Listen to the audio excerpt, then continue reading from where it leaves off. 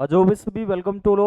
आपका एक बार फिर से स्वागत करता हूं आपके अपने यूट्यूब चैनल और आपके अपने application physics by Krishnadutt Kashyap में।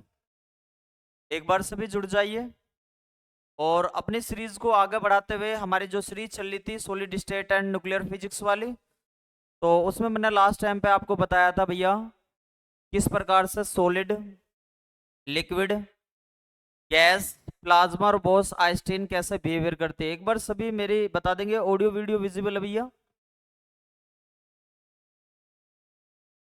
ठीक है, आ जाओ सभी एक बार जल्दी से स्टार्ट करते हैं फिर।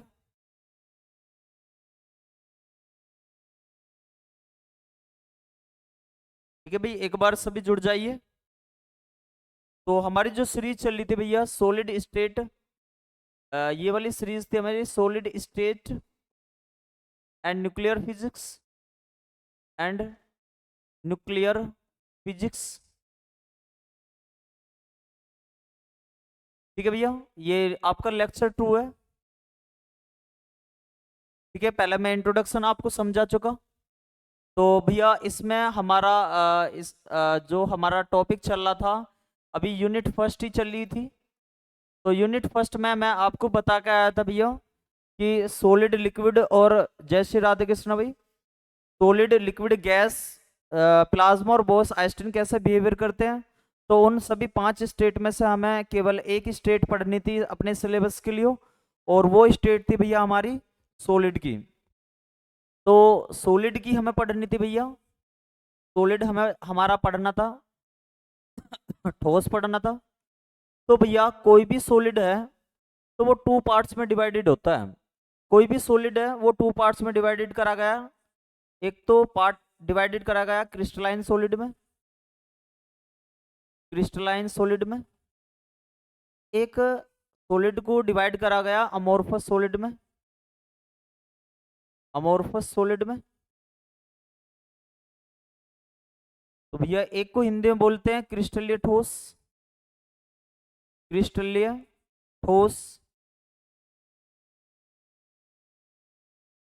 और एक को बोलते हैं अक्रिस्टलीय ठोस, अक्रिस्टलीय ठोस। तो आज भैया हम यहाँ से हमारा एक्चुअल मायने में सिलेबस का पहला लेक्चर स्टार्ट होता है। एक बार सभी जुड़ जाइए और बताइए मेरी वॉइस और डिस्प्ले कैसे आ रही है आप सभी को। अच्छा, आप सभी को वीडियो में इसकी पहली वाली जो मैंने लेक्चर कराया था आपको सॉलिड, लिक्विड, गैस, प्लाज्मा और बॉस आइंस्टीन, पिछले वाला लेक्चर आप सभी को समझ में आया होगा आई होप, और आपको वीडियो भी मिल गई होगी भैया वीडियो सेक्शन में। ठीक है, आज का आपका ये टॉपिक काफ़ी लेंथी है, तो अच्छे से इसे करेंगे भैया। साथ साथ में आपको पीडीएफ भी मिल जाएगी। आज मैं पुराने वाले लेक्चर की और इस वाले लेक्चर की दोनों की एक साथ वीडियो डाल दूंगा। तो एक बार सभी थंब करके बताएंगे कोई दिक्कत समस्या तो ना है किसी भी स्टूडेंट को यहाँ तक। तो हमने मैंने अभी आपको बताया कि जो हमारे सॉलिड होते हैं भैया वो 2 पार्ट्स में डिवाइडेड होते हैं, क्रिस्टलाइन सॉलिड और अमोर्फस सॉलिड। तो आज हम इनकी प्रॉपर्टी को बहुत बेहतरीन तरीके से देख रहे होंगे भैया। ठीक है, इनकी प्रॉपर्टी को बहुत बेहतरीन तरीके से देख रहे होंगे। अगर मैं आपसे कह लगूं, चलो मैं इन्हें नंबर वाइज से देख लेता हूं एक बार इन्हें नंबर वाइज से देख लेता हूं क्रिस्टलाइन सॉलिड को, क्रिस्टलाइन सॉलिड को। और दूसरी साइड में आप लिखेंगे अमोर्फस सॉलिड, अमोर्फस सॉलिड। ठीक है भैया, और दोनों में देखते हैं भैया डिफरेंस क्या है। यहां से आपके 2 से 3 क्वेश्चन बनने की पूरी प्रबल संभावनाएं रहती है। ठीक है भैया, पूरी प्रबल संभावनाएं रहती है। अगर मैं आपसे कहूं कि जो हमारे क्रिस्टलाइन सॉलिड है हिंदी में इसे क्रिस्टलीय ठोस बोलते हैं, क्रिस्टलीय ठोस बोलते हैं इन्हें। और दूसरे वाले को बोलते हैं भैया एक्रिस्टलीय, एक्रिस्टलीय, एक्रिस्टलीय ठोस। तो अगर मैं कहूं पहली प्रॉपर्टी क्रिस्टलाइन सॉलिड में, वे सॉलिड, पहली प्रॉपर्टी यह है कि वे सॉलिड जिनके मोलिक्यूल या एटम, मोलिक्यूल या एटम एटम कैसे फॉर्मेट में हो भैया? पीरियोडिक फॉर्मेट में होने चाहिए। पीरियोडिक फॉर्मेट में का मतलब है एक के बाद एक होना चाहिए, एक के बाद एक होना चाहिए। ठीक है भैया, यानी कि आवर्तिता का गुण होना चाहिए इसमें। कहने का मतलब जिस प्रकार से NaCl होता है। सर क्लास को लाइव लेक्चर में ऐड कर दीजिए। अच्छा, लाइव लेक्चर, एक बात बताइए आप मुझे, लाइव लेक्चर में आपको कौन सी नई चीजें मिल जाती हैं? यहाँ पर अगर मैंने लाइव लेक्चर में ऐड कर दिया तो आपको पार्टीशन करने में दिक्कत हो जाएगी। ठीक है भाई, लाइव लेक्चर में पार्टीशन करने में दिक्कत होती है, इस वजह से मैंने आपकी ये जो जितनी भी क्लास थी पार्टीशन, जिससे कि आपको पता रहा है यूनिट फर्स्ट ये है। अच्छा, रही बात स्पीड की, आप अपनी पढ़ाई के साथ समझौता क्यों कर रहे हो? आप अपनी पढ़ाई के साथ समझौता क्यों कर रहे हो? आप अच्छे से एक एक पॉइंटों को पढ़ो, आपको एक बार लिखने का भी टाइम मिल जाएगा, साथ साथ आपको समझने का भी टाइम मिल जाएगा। अगर आप स्पीड से देखोगे तो कुछ चीजें आपके माइंड में आएगी, वो चीज आपको दोबारा पढ़नी पड़ेगी। आप 24 घंटे में से केवल अपनी पढ़ाई के लिए अगर आप 4 या 5 घंटे निकाल लोगे, ज्यादा से ज्यादा आप 3 घंटे निकाल लोगे, तो आपको ज्यादा चीजें अच्छे से समझ में आ जाएंगी। और ये आपको कंपटीशन की भी किताब है, आपको स्पीड बढ़ाने की कोई जरूरत भी नहीं है। यहाँ पर देखो, मैं तो आपको लाइव लेक्चर में ऐड कर सकता हूँ, मेरी तरफ से तो ऑप्शन है, लेकिन आपको जो दिक्कत समस्या आने वाली है वो चीज मैं आपको बता रहा हूँ। ठीक है भैया, आप, ये आपका सबसे महत्वपूर्ण काम है थर्ड ईयर का, आपको 100 में से 100 नंबरों पर फोकस करना है भैया। तो भैया आप स्पीड के चक्कर में मत ना रहे।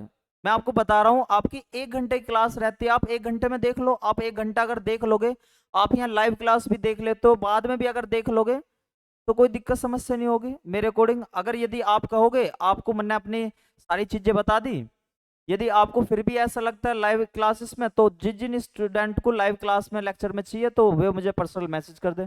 मैं तो आपको एक बात ही समझाना चाहूंगा, आपके ये 24 घंटे में से यदि आप 2-3 घंटे आप अपनी पढ़ाई को दे दोगे अच्छे से, तो आपके पूरे में से पूरे नंबर आ जाएंगे। और विशेषकर मैं ज्यादा की तो कुछ कह नहीं रहा, आपको फिजिक्स में तो जरूर ही आ जाएंगे आपके। तो आप थोड़ा सा ध्यान दें, मैं आपको बेस्ट वे ही बताऊंगा। ठीक है भाई, तो मैं बता रहा हूँ, वे सॉलिड जिनके मोलिक्यूल्स या एटम पीरियोडिक फॉर्मेट में मिल जाए, वे कैसे, उन्हें इन्हें क्या बोलते हैं हम? क्रिस्टलाइन सॉलिड बोलते हैं। पहला पॉइंट तो आपको समझ में ही आ गया होगा। दूसरा पॉइंट, जितने जो भी सॉलिड रिपीटेटिव केस दिखाए, यानी कि पुनरावर्ती का केस दिखाए, वे सभी हमारे क्रिस्टलाइन सॉलिड में आएंगे भैया। तीसरा, इनमें 3D पैटर्न होता है भैया। अगर 3D पैटर्न कहीं आपको देखने को मिले तो आप कह सकते हो क्रिस्टलाइन सॉलिड है। ठीक है भैया, अगर आपसे ये साइमेट्रिकल शो करते हैं, आप इन्हें तोड़ोगे तो इसमें साइमेट्रिकल चीजें दिखाई देंगी, सममित गुण दिखाई देगा, तोड़ने पे वे इसी के जैसी बनी रहेंगी। ठीक है, तो आपसे ये नॉर्मली प्रॉपर्टी पूछी जाती है। ठीक है भैया, पांचवा पांचवा पॉइंट है कि इनके मेल्टिंग पॉइंट, जो हमारे मेल्टिंग पॉइंट होते हैं, इनके बहुत शार्प होते हैं। कैसे होते हैं? शार्प होते हैं, तीक्ष्ण होते हैं। तो आप अभी ये मेल्टिंग पॉइंट वाला कंसेप्ट अभी बता रहा हूं मैं आपको, इसमें बहुत ज्यादा चीजें छुपी हुई हैं। ठीक इसी प्रकार से अमorphous सॉलिड जो भी होंगे हमारे, ठीक है भैया, उनमें नॉन पीरियोडिक केस मिलेगा। ठीक है, नॉन पीरियोडिक रहेंगे, नॉन पीरियोडिक केस मिलेगा इसमें। दूसरा, रिपीटेशन भी नहीं मिलेगा, नो रिपीटेशन, नो रिपीटेटिव। तीसरा, ये 3D पैटर्न में भी नहीं होंगे, नो 3D पैटर्न। ठीक है भैया, चौथा, ये आपके अनसेमेट्रिकल शो करेंगे, अनसेमेट्रिकल शो करेंगे, यानी कि आप इन्हें यदि तोड़ दोगे, यदि आप तोड़ दोगे तो ये एक हिस्सा ज्यादा दिखाई देगा, एक हिस्सा कम दिखाई देगा, मतलब उसी के जैसा नहीं दिखाई देगा आपको। ठीक है भैया, अनसेमेट्रिकल शो करेंगे, असममित गुण शो करेंगे।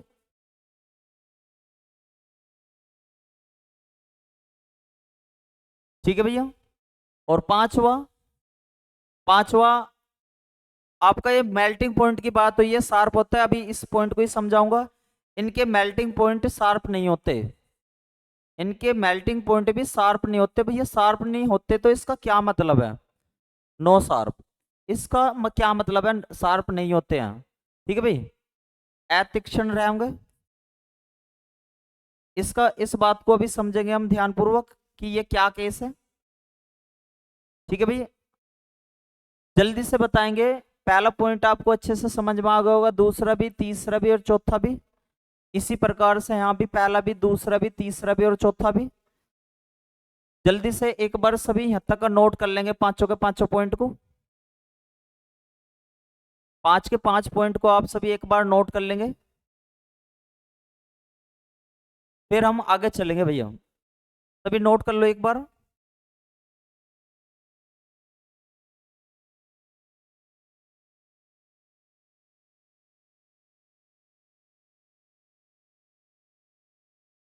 और सभी एक बार थंब कर देंगे नोट करने के बाद।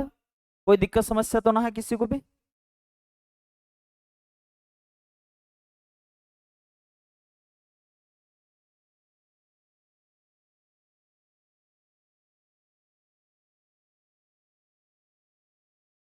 ठीक है भाई, नोट कर लिया आप सभी ने। अगला पेज देख लेते हैं एक बार। अगर मैं आपसे कह लगूं इधरली साइड में, तो वही चल रहा था हमारा क्रिस्टलाइन सॉलिड।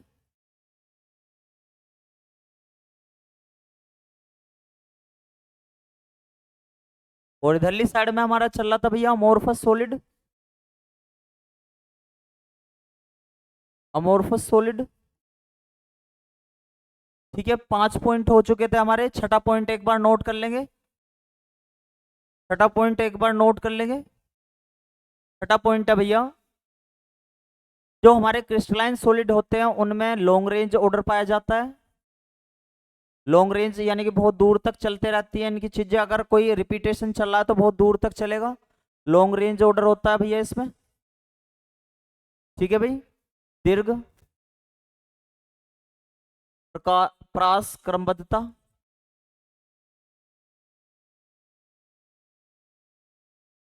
और अमोर्फस सॉलिड में छठा पॉइंट, ये शॉर्ट रेंज ऑर्डर होती है इनकी।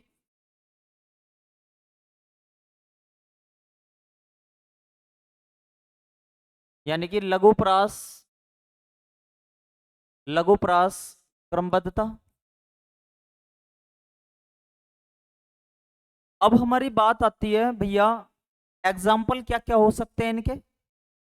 तो एग्जाम्पल के तौर पे कैल्साइट, सेकंड ईयर में आप पढ़ के आए होगे कैल्साइट प्लेट। पोलराइजेशन वाले में कितने बच्चों ने कैल्साइट पढ़ा है? जो हमारा निकोल प्रिज्म बना होता है वो इसी का बना हुआ होता है। क्वार्ट्ज पढ़ा होगा आपने।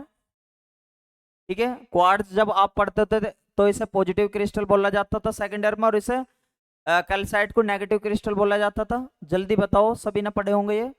और इसके एग्जाम्पल है पेपर यानी कि कागज, पिच यानी कि गिल्ली मट्टी, एंड प्लास्टिक, एंड प्लास्टिक। ठीक है भैया, ये इसके एग्जाम्पल हो गया।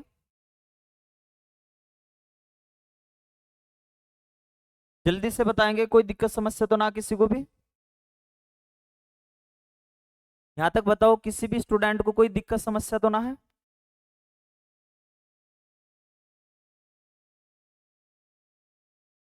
एक बार सभी थंब कर देंगे। अब ये क्रिस्टलाइन सॉलिड भी जो होते हैं, ये भी, जो ये क्रिस्टलाइन सॉलिड होते हैं ये भी टू टाइप्स के होते हैं। तो मैं इन्हें अगर इस वाले पेज को ऐसे सेव कर लेता हूँ भैया, अगले पेज पे देख लेते हैं कुछ चीजें, क्योंकि आपको ये सब पीडीएफ फॉर्मेट में मिलने वाला है। तो मैं एक साइड में अभी दूसरी साइड में लेके चल रहा हूँ। इधरली साइड में चलो, पहले मैं आपको क्रिस्टलाइन सॉलिड ही बता देता हूँ। जो हमारा क्रिस्टलाइन सॉलिड होता है, ये भी हमारे दो तरीके के होते हैं। ये भी हमारे दो तरीके के होते हैं, एक तो सिंगल होता है। ठीक है क्या, एकाकी क्रिस्टल बोलते हैं इसे। एक होता है हमारा पॉली क्रिस्टल। क्या होता है? Poly crystal. इसे बोलते हैं बहु क्रिस्टल। बहु क्रिस्टल। अच्छा, सिंगल क्रिस्टल किसे बोला जाता है भैया? सिंगल क्रिस्टल इसे बोला जाता है जिसमें जिसमें पूरे पूरे मैटर में, मान लो ये कोई मैटर है, इस पूरे मैटर में, इस कोई द्रव्य में एक जैसा पैटर्न बना रहा है, सेम पैटर्न बना रहा है पूरे उसमें, सेम पैटर्न, यानी कि एक जैसा पैटर्न रहा है। एक जैसा पैटर्न का अगर इधरली साइड में से ऐसा बढ़ रहा तो इधरली साइड में से ऐसा बढ़ना चाहिए, स्क्वायर जुड़ रहे तो स्क्वायर ही जुड़ते रहने चाहिए, इस तरीके से सेम पैटर्न रहेगा। ठीक है, लेकिन पॉलीक्रिस्टल में ऐसा नहीं होता। मान लो कोई मैटर मैटर है हमारे पास, द्रव्य है, कोई द्रव्य है, तो इसमें डिफरेंट पैटर्न मिलेगा। पहले तो ऐसा होगा कि पहला कहीं ज्यादा लॉन्ग रेंज हो जाओगे, फिर एक छोटा हो जाएगा, फिर एक लॉन्ग रेंज हो जाएगी, फिर एक छोटा, फिर दो छोटे, इस तरीके से, मतलब ये पैटर्न इस तरीके से आगे बढ़ेगा। लेकिन आप इधर आप देख रहे होगे कि अगर चलो मैं इसे और थोड़ा सा सार बढ़िया से दिखा देता हूँ आपको, कि सिंगल क्रिस्टल में अगर पहले आपका क्या है, आपका रेक्टिलिनियर है, मतलब रेक्टेंगल शेप है, तो आपको अगले वाला कैसा मिल रहा है, स्क्वायर, फिर रेक्टिलिनियर, फिर इस क्या हो गया, स्क्वायर। तो सेम पैटर्न मिल रहा, लेकिन आप देख रहे होगे पहले रेक्टिलिनियर है, फिर स्क्वायर है, फिर यहाँ पे एक और स्क्वायर दे दिया, ठीक है, फिर मान लो तीन चार स्क्वायर दे दिए, फिर छोटे स्क्वायर दे दिए, और फिर इधर ने मान लो आपने कहीं पे एक छोटा सा पट्टी बना दी। मतलब ये पैटर्न इस प्रकार से पैटर्न अलग अलग होता है, यानी कि इसमें डिफरेंट पैटर्न रहता है भैया, डिफरेंट पैटर्न रहता है। कैसे रहता है, डिफरेंट पैटर्न रहता है भैया। आपको ये वाली बात समझ में आ गई? क्रिस्टलाइन या अमोर्फस, मतलब ये अभी जो चल रहा है भैया, क्रिस्टलाइन सॉलिड चल रहा है, ये जितना भी केस चल रहा है अभी ये क्रिस्टलाइन सॉलिड का ही चल रहा है। ठीक है, कि क्रिस्टलाइन सॉलिड, अभी अमोर्फस सॉलिड की बात नहीं हो रही, अमोर्फस पीछा करवा दिया मैंने। ठीक है, ये नोट कर लो। आगे आपको समझ में ये वाली बात क्या बताया मैंने?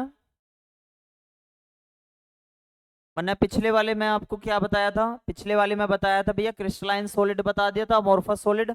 अब क्रिस्टलाइन सॉलिड की बात हो रही है अभी थोड़ी सी, ठीक है, कि क्रिस्टलाइन सॉलिड भी के भी टाइप चल रहे हैं। तो क्रिस्टलाइन सॉलिड के कौन से टाइप हैं भैया?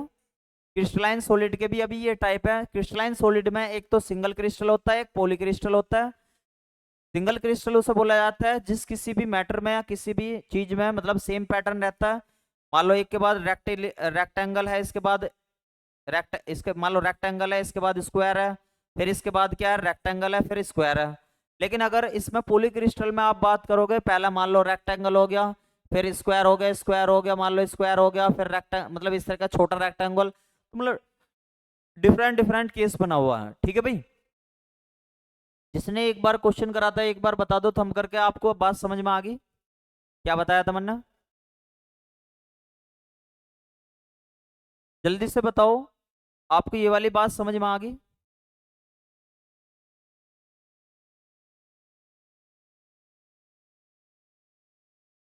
जल्दी से बताओ भैया, क्रिस्टलाइन सॉलिड की ये वाली बात समझ में आ गई आप सभी को? ये अमोर्फस हुआ नहीं? तो कितनी बार बताया, या क्रिस्टलाइन सॉलिड है, ये अमोर्फस नहीं है भाई। बताओ भाई, आगे समझ में ये वाली बात आपको? ठीक है, ओके। देखो भैया एक बार, अगर मैं आपसे कह रहा हूं कि इन दोनों में से ज्यादा मोर स्टेबल कौन सा होगा, तो भैया ये सिंगल क्रिस्टल है, ये लेस स्टेबल होता है। कैसा होता है भैया? लेस स्टेबल होता है, कम स्थायी होता है। लेकिन ये जब पॉलीक्रिस्टल है, ये हमारा मोर स्टेबल होता है। दोनों में से अगर आपसे पूछा लगा कि भैया लेस स्टेबल या मतलब कौन सा इनमें से ज्यादा मोर स्टेबल, तो आपको बताना है मोर स्टेबल होता है हमारा पॉलीक्रिस्टल। ठीक है भैया, ये कम स्थायित्व शो करता है सिंगल वाला, और ये पॉली वाला ज्यादा स्थायित्व शो करता है। ठीक है भाई, एक बार जल्दी से सभी थंब करके बता दो, कोई दिक्कत समस्या तो ना किसी को भी। तो अगर मैं सिंगल क्रिस्टल का एग्जांपल की बात कर लोगो भैया, सिंगल क्रिस्टल का एग्जांपल जैसे क्वार्ट्स, क्वार्ट्स या माइका, इस तरीके से। ठीक है भैया,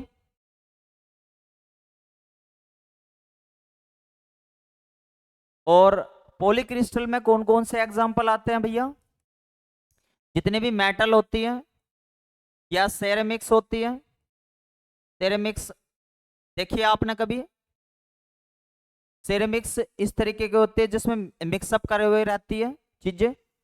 तो मेटल जितनी भी धातु या सेरेमिक होती है, धातु तथा सेरेमिक चीजें, सेरेमिक जिसे आप डेकचून बोलते हो, ये सारी चीजें किस में आती है? हमारी पॉलीक्रिस्टल में आती है। और क्वार्ट्ज और माइका, क्वार्ट्ज और माइका किस में आओगे? हमारी सिंगल क्रिस्टल में। ये जितने भी हमारे ये ऊपर क्या लिखा हुआ है एक बार ध्यान से समझो। क्या बताया हुआ कि पॉलीक्रिस्टल और सिंगल क्रिस्टल किसके अंतर्गत आ रहे हैं? क्रिस्टलाइन सॉलिड के। अभी ऊपर आपको बताया तो है क्रिस्टलाइन सॉलिड के। अगर ये अमोर्फस सॉलिड में होते तो मैं ऊपर लिख देता, ठीक है। ये सिंगल क्रिस्टल और पॉली क्रिस्टल किसके अंदर आ रहे हैं भैया? क्रिस्टलाइन सॉलिड के, ठीक है, इसके अंदर आ रहे हैं भैया। देखो क्रिस्टलाइन सॉलिड के अंदर ही क्या आ रहे हैं भैया हमारे? क्रिस्टलाइन सॉलिड जो है वे टू टाइप के होते हैं। कौन से? एक तो सिंगल और एक पॉली, ठीक है भैया। समझ में आ गई ये वाली बात? अब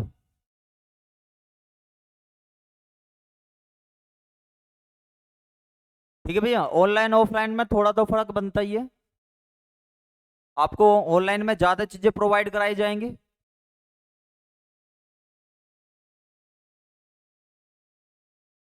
ठीक है भैया।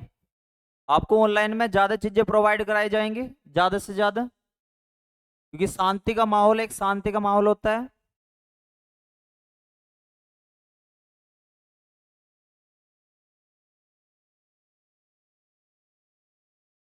जल्दी बताओ, आपको ये वाली बात समझ में आ गई? ये वाली बात बताई मैंने भैया? एक बार सभी थंब करके बताओ, कोई दिक्कत समस्या तो ना किसी को भी यहाँ तक? एक बार दोबारा रिपीट कर देता हूँ क्या क्या चीजें समझाई भैया मैंने आज आपको। तो सबसे पहले मैंने आपको बताया कि भैया जो सॉलिड होते हैं हमारे दो टाइप के होते हैं। एक तो हमारे क्रिस्टलाइन सॉलिड होते हैं, एक होते हैं हमारे अमोर्फस सॉलिड। इन्हें हिंदी में बोला जाता है क्रिस्टलीय ठोस, इसे बोला जाता है एक्रिस्टलीय ठोस। अब इन दोनों में मैंने क्या करा, डिफरेंस देखा। जो क्रिस्टलाइन सॉलिड होते हैं वे सॉलिड जिनके मोलिक्यूल एटम कैसे फॉर्मेट में पाए जाए? पीरियोडिक फॉर्मेट में।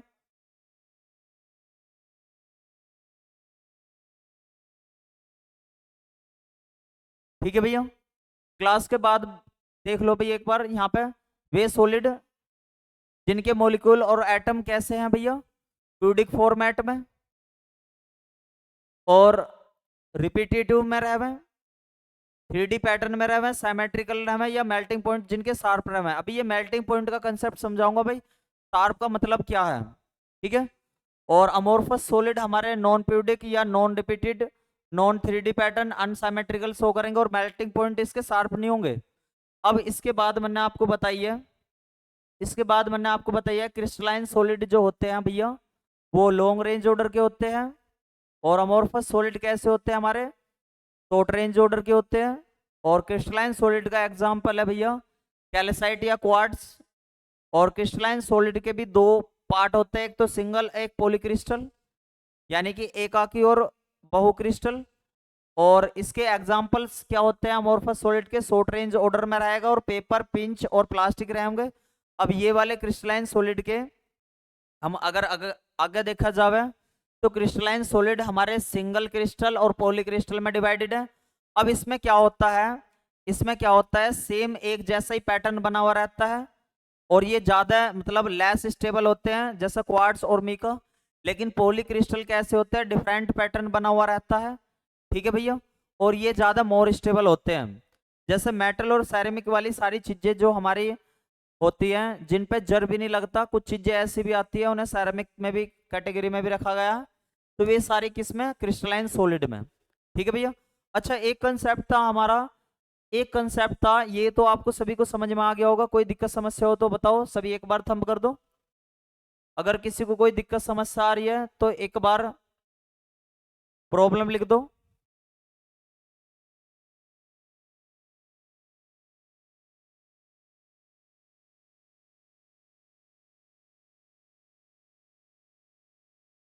जल्दी से बताएंगे, कोई दिक्कत समस्या तो ना किसी को भी।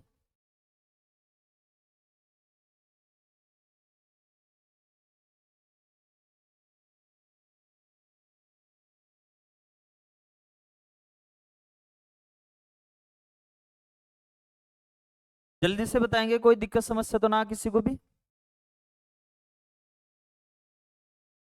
एक बार सभी स्टूडेंट थम कर दो, यहाँ तक कोई दिक्कत समस्या ना, फिर आगे चलते हैं।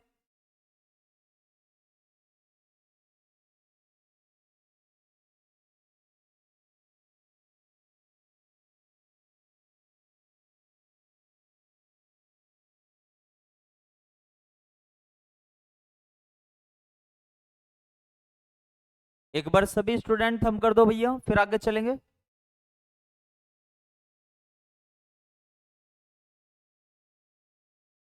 जल्दी बताएंगे भाई।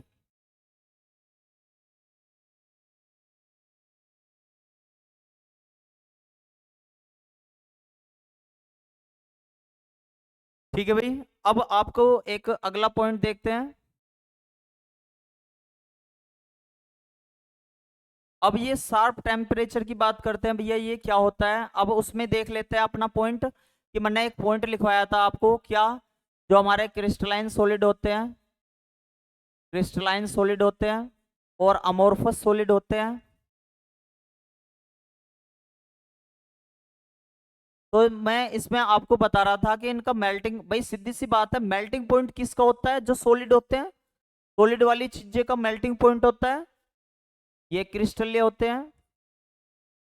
जिसे हिंदी में क्रिस्टलीय बोला था मन्ना, और इसे क्या बोला था, एक्रिस्टलीय। एक्रिस्टलीय। अगर मैं आपसे कह लगूं कि भैया मैंने इसमें बताया था कि इसका मेल्टिंग पॉइंट कैसा होगा, मेल्टिंग पॉइंट यानी कि गलनांक बिंदु,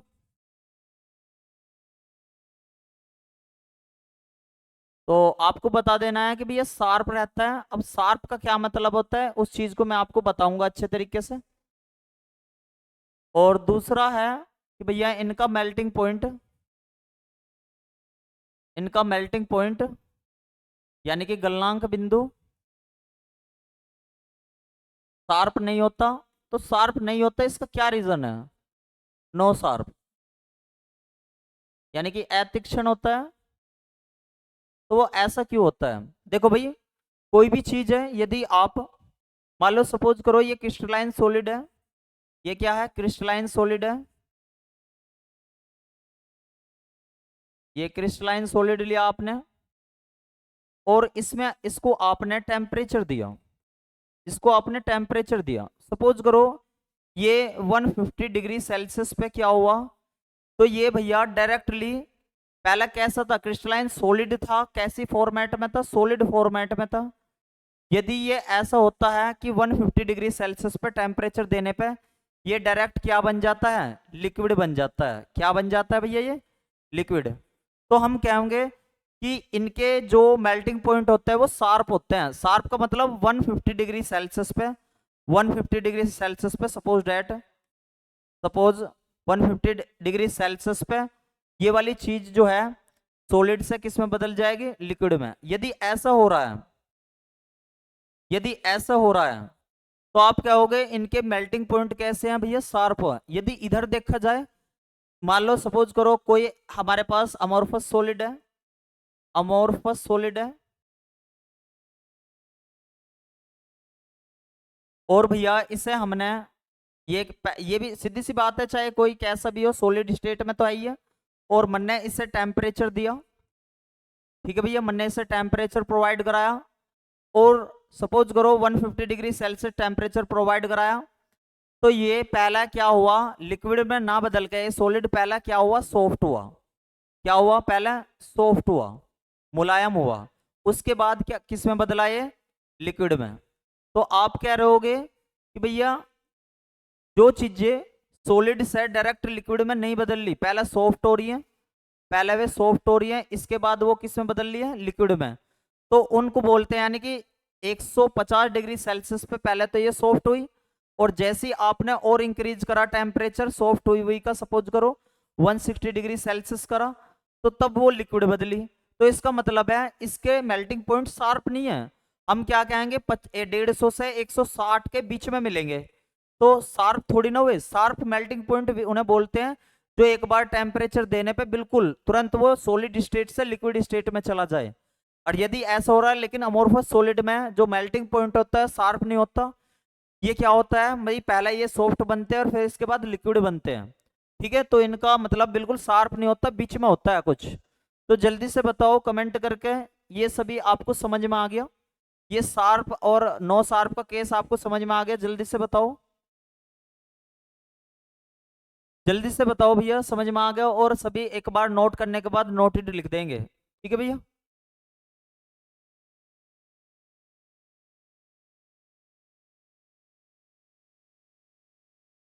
ठीक है, एक बार और समझ लो। मैंने आपको बताया कि भैया जो हमारे क्रिस्टलाइन सॉलिड थे उनके मेल्टिंग पॉइंट शार्प होते हैं, और अमोर्फस सॉलिड के मेल्टिंग पॉइंट कैसे होते हैं? नो शार्प होते हैं। अब नो शार्प का मतलब शार्प वे वाली चीज है, जैसे हमारे पास सपोज करो क्रिस्टलाइन सॉलिड सॉलिड स्टेट में ठोस अवस्था में है, और वो किस अवस्था में बदल गया, मान लो 150 टेम्परेचर देने पे वो डायरेक्ट लिक्विड में बदल गया। पहले वो मेल्ट मतलब सॉफ्ट नहीं हुआ, डायरेक्ट किस में बदल गया? लिक्विड में। तो हम कहेंगे 150 डिग्री इसका मेल्टिंग पॉइंट है, ये शार्प मेल्टिंग पॉइंट है। यदि मेल्टिंग पॉइंट शार्प नहीं है तो इसका मतलब है कोई अमोर्फस सॉलिड रहा होगा, उसे हमने अन्य 150 डिग्री सेल्सियस टेम्परेचर दिया होगा, वो सॉलिड से पहला किस में बदला होगा? सॉफ्ट में। और सॉफ्ट के बाद इसके बीच का, यानी कि कहीं ना कहीं हमें ये नहीं बता सकते, हम आइडिया दे सकते हैं। इसमें तो क्या 150 बिल्कुल शार्प हो गया, लेकिन इसमें कह सकते हैं कि 150 और 160 के बीच में हो सकता है। क्या पता 151 हो जाए, क्या पता 152 हो जाए, क्या पता 153 हो जाए, यानी कि 10 केसेस हो सकते हैं। लेकिन इसके लिए तो एक ही केस था कि भाई 150 पे लिक्विड बन जा रहा था, लेकिन इसमें 150 से लेकर 160 के बीच में ये नहीं पता लगता कि मतलब ये पहले सॉफ्ट में जाएगा फिर लिक्विड में जाएगा, यानी कि डायरेक्ट जो लिक्विड पे चला जाए उस टेम्परेचर को बोलते हैं हम शार्प मेल्टिंग पॉइंट। और ऐसे ही यहाँ पे अगर बीच का केस कोई आ रहा है तो इसे क्या बोल लेंगे हम? No sharp case. अब बताओ कोई दिक्कत समस्या तो ना किसी को भी भैया? और अभी आपको ये रीजन भी बताने वाला हूं कि ऐसा क्यों होता है, आपको ये रीजन भी बताने वाला हूं भैया ऐसा क्यों होता है। ठीक है भैया, ये रीजन भी बताने वाला हूं मैं आपको।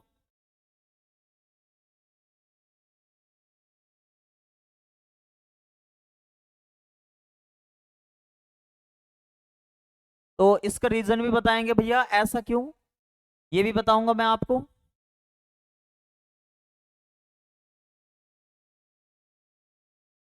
कि ऐसा क्यों होता है।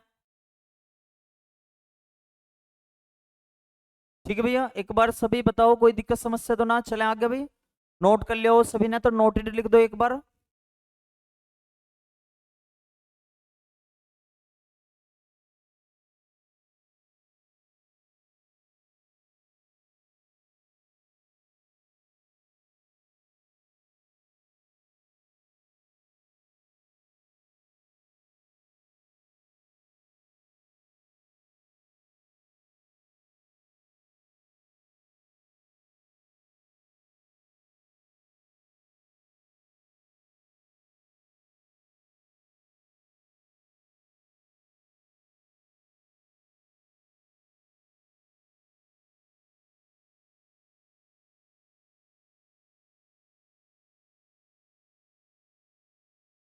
एक बार जल्दी बताओ भैया, नोट कर लिया आपने सभी ने? अब इसका रीजन बताता हूं मैं आपको। ठीक है भैया, इसका रीजन बताता हूं मैं आपको। देखो भैया एक बार, कि ऐसा क्यों होता होगा कि मेल्टिंग पॉइंट किसी का शार्प और किसी का वो है।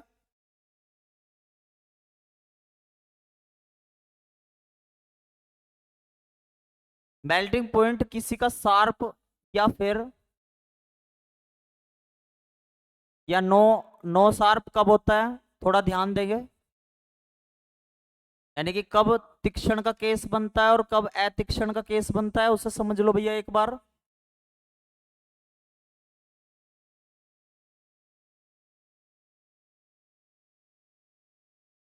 ठीक है भाई, देखो वो शार्प कब होता है वो केस बस समझ लो एक बार, और नो शार्प कब होता है एक बार ये केस समझ लेंगे। ठीक है भैया, एक बार शार्प का केस समझ लेंगे, एक बार नो शार्प का केस समझ लेंगे क्या आता है। जल्दी से बताओ, आप सभी को यहाँ तक तो कोई दिक्कत समस्या ना है।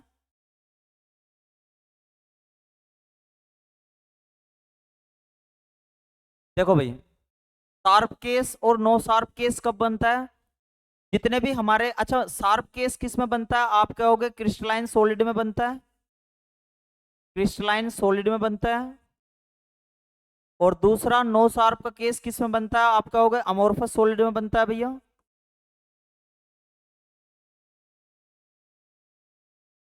ठीक है, अगर मैं आपसे कहूं कि जितने भी क्रिस्टलाइन सॉलिड होते हैं उसमें जितने भी बॉन्ड बनते हैं सभी में स्ट्रॉन्ग बॉन्ड बनता है, स्ट्रॉन्ग बॉन्ड बनता है।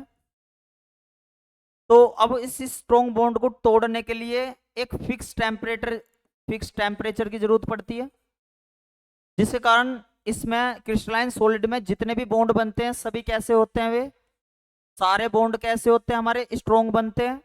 तो इस वजह से इसे फिक्स टेम्परेचर चाहिए होता है, किससे? लिक्विड से किसमें, सॉलिड से किसमें बदलने के लिए?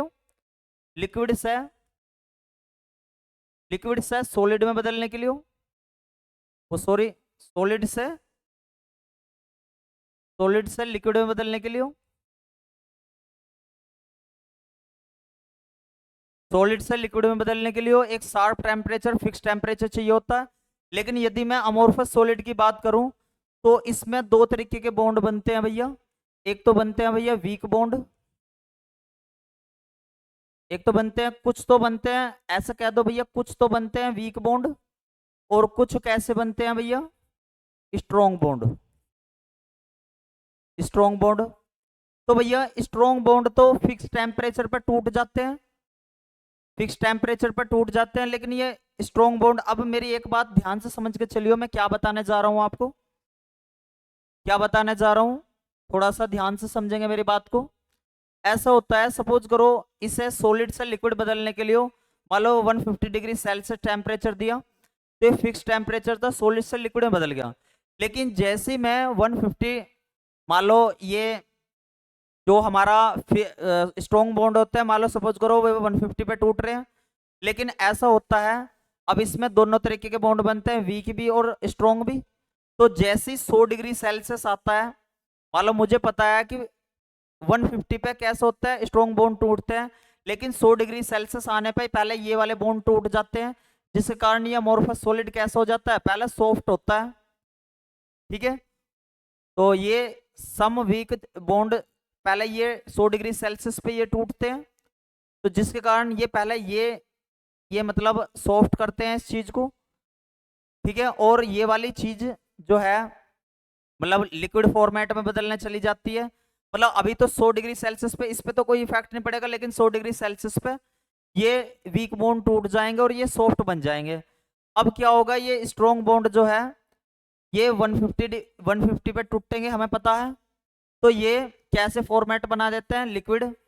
तो भैया ये लिक्विड और सॉफ्ट का कॉम्बिनेशन, इन दोनों के बीच का कॉम्बिनेशन की वजह से ऐसा होता है, ये शार्प नहीं रहता है। ये कैसे रहते हैं, मतलब नो शार्प का केस शो करते हैं। आपको समझ में आई ये वाली बात? अगर सारे बॉन्ड एक जैसे होते तो ये क्या शो करते? शार्प टेम्परेचर शो करते। लेकिन अमोर्फस सॉलिड में कुछ तो वीक बॉन्ड होते हैं, कुछ स्ट्रॉन्ग बॉन्ड होते हैं। तो ये वीक बॉन्ड कम डिग्री सेल्सियस पे मतलब मेल्ट होना स्टार्ट कर देते हैं, और ये स्ट्रॉन्ग बॉन्ड ज्यादा डिग्री सेल्सियस पे मेल्ट होते हैं, जिस कारण इन्हीं का कॉम्बिनेशन सही तरीके से नहीं बन पाता, जिसके कारण पहले वो चीज सॉफ्ट हो जाती है और फिर इसके बाद लिक्विड होती है। तो इसकी वजह से इनके जो ये है हमारे मेल्टिंग पॉइंट, ये शार्प नहीं हो पाते। जल्दी से बताएंगे, ये वाली बात आपको समझ में आ गई सभी को? जल्दी बताओ, जल्दी से बताऊंगा, ये वाली बात आपको अच्छे तरीके से समझ में आ गई भैया?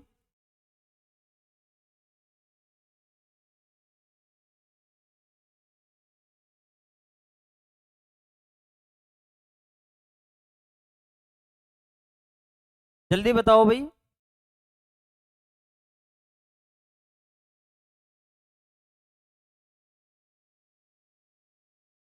चलें भाई आगे।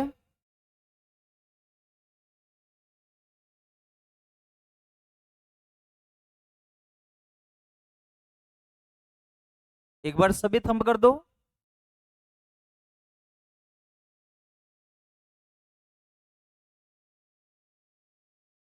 जल्दी से सभी एक बार स्टूडेंट थंब कर देंगे और नोट कर लेंगे यहाँ तक का, और सभी एक बार नोटेड लिख देंगे।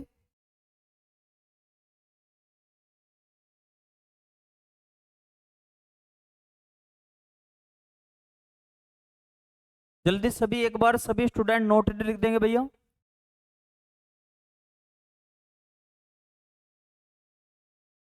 आई होप कि ये वाली बात आपको सभी को समझ में आ गई होगी। तो ये सारी चीजें मतलब हमारे, आप जैसे ही इसमें से आपका एग्जाम में क्वेश्चन पूछा जाएगा तो अच्छे से इन सारे पॉइंटों को आज रिवाइज कर लेना आप सभी। ठीक है, चलें भैया आगे। बहुत बढ़िया, चलो आगे चलते हैं भैया। अगर मैं आपसे कह लगूं, अब आपको कुछ बेसिक कंसेप्ट बताता हूं छोटे छोटे। इन बेसिक कंसेप्ट की जरूरत है, अगर ये आप नोट कर लेना, ये बेसिक पॉइंट है कुछ कि भैया जो भी हमारे क्रिस्टल स्ट्रक्चर होती है, जो हमारे वो खत्म हो गया भैया, अमोर्फस और क्रिस्टलाइन सॉलिड खत्म हो गया है। ठीक है, अब ये देखते हैं भैया, कुछ नोट पॉइंट है, ये नोट कर लेना। जो हमारी क्रिस्टल स्ट्रक्चर होती है वो दो चीजों से मिलकर बनी हुई होती है। ठीक है, किस किस से, जल्दी से कमेंट करके बताएंगे। लेटिस से प्लस बेसिस से, जालक से प्लस आधार से मिलकर क्या बनी हुई होती है हमारी एक स्ट्रक्चर, इसे बोलते हैं भैया क्रिस्टल स्ट्रक्चर। क्या बोलते हैं भैया?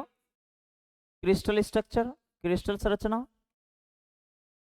ठीक है, पहले ये समझ लेते हैं भैया लेटिस क्या होता है। पहला कुछ कंसेप्ट है ये वाला हमारा, पहले ये समझ लेते हैं भैया लेटिस क्या होता है। लेटिस समझ लेते हैं एक बार। तो भैया लेटिस कुछ नहीं है, एक ज्योमेट्रिकल जालक समझ लेते हैं क्या होता है भैया एक बार। तो जालक भैया कुछ नहीं है, अगर आपसे कोई पूछा लगा जालक किसे बोलते हैं, तो ज्योमेट्रिकल कंसेप्ट है भैया, ज्योमेट्रिकल कंसेप्ट है,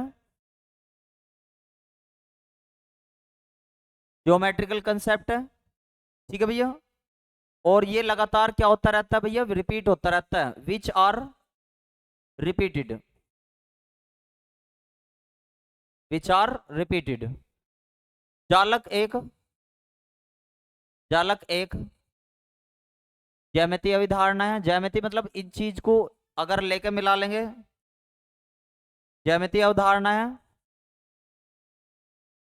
अवधारणा जो जो पुनरावृत्ति होती रहती है, जो पुनरावृत्ति, इसमें से आप ये पॉइंट याद रख लेंगे, जो पुनरावृत्ति होती है। ठीक है, अगर मैं आपसे कह लगूं, अगर 2D में कोई मान लो 2D एक्स एक्सिस और वाई एक्सिस है, तो उस वाले लेटिस को बोला करेंगे हम प्लेन लेटिस। इसमें से इतना कुछ खास क्वेश्चन नहीं मिलता आपको। और यदि आपका 3D में है तो इसे बोलते हैं भैया हम स्पेस लेटिस। तो बस ये आपको लैंग्वेज बोलने में काम आएगी, मतलब जहां कहीं भी आपको लेटेस्ट रहा होगा आपको समझ में आ जाओगे। ठीक है भैया, इसे बोलते हैं तल जालक। ठीक है, इसे बोलते हैं आकाश जालक, आकाश जालक। तो ये हमारी चीजें कुछ इस प्रकार से रही जाएंगी। तो इसका बस आपको ये कुछ पॉइंट है, मतलब ये इतने ज्यादा इंपॉर्टेंट नहीं है, एक बार सभी नोट कर लेंगे यहाँ तक। चलो इसके साथ साथ भैया बेसिस को भी समझ लो क्या है, इसका पॉइंट भी देख लेते हैं। बस ये इस वजह से है जिससे कि आपको ये चीजें परेशान ना करें। ठीक है, बस ये बोलने में काम आते हैं बस बेसिस। तो बेसिस क्या होता है भैया, आधार क्या होता है, तो किसी भी एटम का मॉलिक्यूल का क्या है भैया, यो एक तरीके से ग्रुप है। क्या है भैया, यो एक तरीके से ग्रुप है। तो हम इसे ऐसे कर सकते हैं, द ग्रुप ऑफ, एक लाइन में ऐसे समझ सकते हैं बस, the group of atom, atom, molecule, molecule और आयंस। यानी कि आधार क्या है, परमाणु, अणु, अणु तथा, या तथा ना करके, या आयनों का समूह, या आयनों का समूह। अब इसका भैया एक बार स्ट्रक्चर और देख लेते हैं कि किस प्रकार से ये केस दिखाता होगा भैया। एक बार सभी ये चीजें नोट कर लेंगे भैया, ठीक है।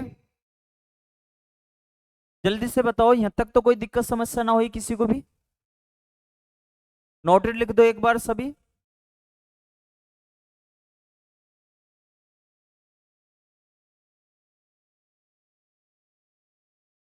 अच्छा, 3D में स्पेस लेटिस कितने होते हैं भैया?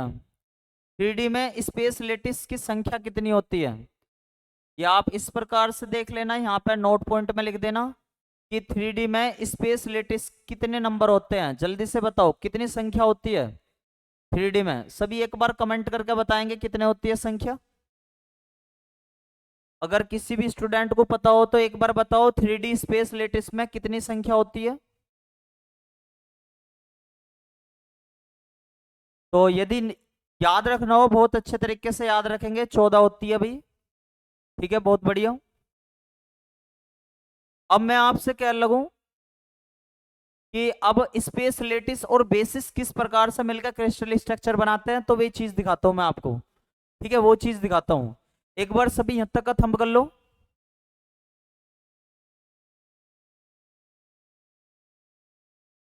ठीक है। फिर मैं आगे चलता हूं, नोट लिख दो सभी एक बार।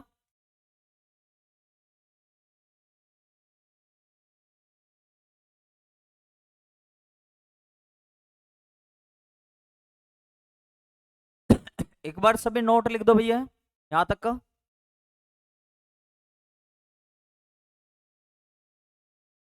ठीक है, फिर आगे चलते हैं।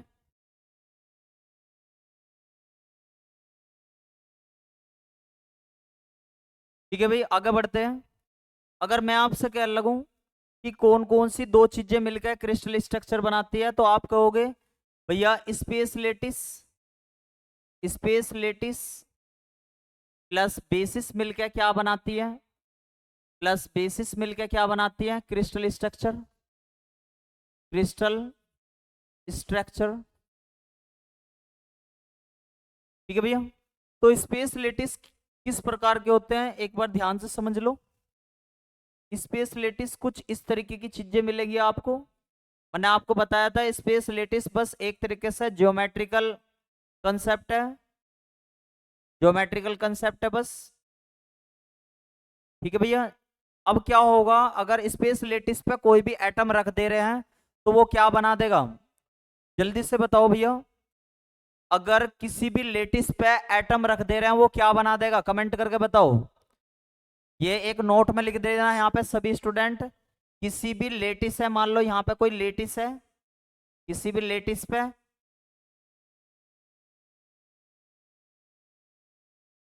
किसी भी लेटिस पे, ये आप नोट पॉइंट लिख देना भैया। किसी भी लेटिस पे यदि आप एटम रख दे रहे हो तो वो क्या बना देगा, क्रिस्टल बना देगा। क्या बना देगा भैया, वो क्रिस्टल बना देगा, ठीक है, याद रखना। तो ठीक इसी प्रकार से कुछ स्पेस लेटिस इस तरीके से दिखाई देते हैं। बेसिस कैसे होते हैं आपके, देखो कुछ इस तरीके के, बेसिस कुछ इस तरीके के होते हैं।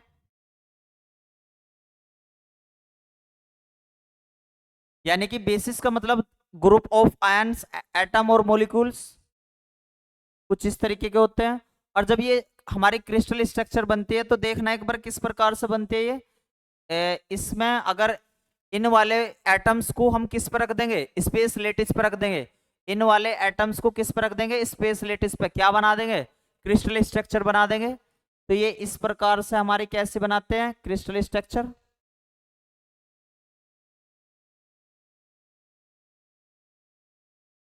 ठीक है भैया, इस प्रकार से बना देते हैं ये। आप चाहे तो और भी ज्यादा भी बना सकते हो, ठीक है भैया, और भी ज्यादा बना सकते हो इस प्रकार से।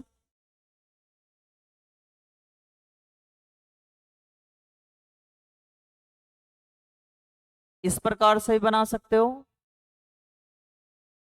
तो ये जो हमारी बन गई है, ये क्या बन गई भैया, हमारी क्रिस्टल स्ट्रक्चर।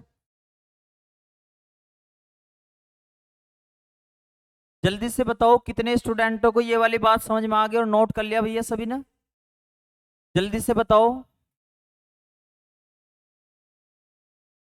जल्दी से बताओ, नोट कर लिया आप सभी ने। अब ये देखते हैं कि भैया ये क्रिस्टल स्ट्रक्चर किस प्रकार से हो सकती है, इसके बारे में पढ़ेंगे भैया एक बार, ठीक है। तो भैया आप कुछ क्रिस्टल स्ट्रक्चर को देख लेते हैं एक बार। यहाँ तक आप सभी ने नोट कर लिया? एक बार जल्दी से बता दो भैया, आपने सभी ने एक बार नोट कर लिया यहाँ तक का?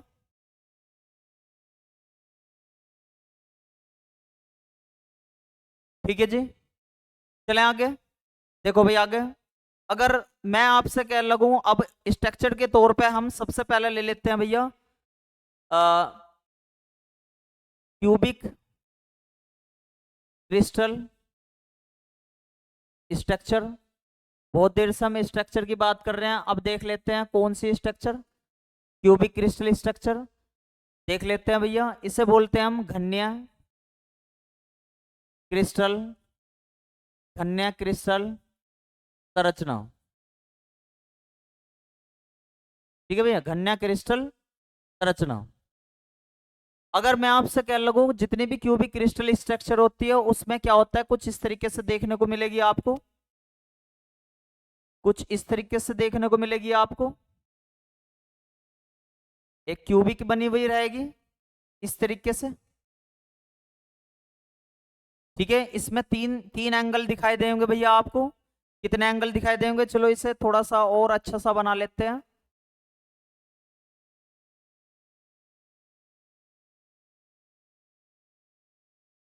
जो इसमें एक्स एक्सिस वाई एक्सिस आपको सही तरीके से दिखाई दे जावे। तो आप यहाँ पे देख रहे होगे भैया कि भैया एक तो ये वाली एक्सिस दिखाई दे रही है, एक ये दिखाई दे रही है, एक ये दिखाई दे रही। तो ये हमारी होगी एक्स एक्सिस और ये वाली होगी हमारी वाई एक्सिस और ये होगी हमारी जेड एक्सिस। तो भैया इसमें तीन एंगल बनते हैं, अल्फा, बीटा एंड गामा। ये तीन एंगल बनते हैं और ये वाली जो साइड है ये आपस में इक्वल होती है इसकी ए। ठीक है भैया, ये वाली इसे बी और ये वाली सी। तो भैया क्यूबिक क्रिस्टल स्ट्रक्चर में अल्फा, बीटा और गामा कैसे रहेंगे भैया, 90 डिग्री पर रहेंगे एक दूसरे के। आप कोई भी क्यूब लेके चलोगे 90 डिग्री पे बनेगी। इनकी साइड भी कैसी रहेगी भैया, इक्वल रहेगी, A is equal to B is equal to C. ठीक है, इस तरीके से रहेगी। ठीक है, अब हम देखते हैं कि क्यूबिक क्रिस्टल स्ट्रक्चर कितने टाइप होते हैं। ठीक है, टाइप्स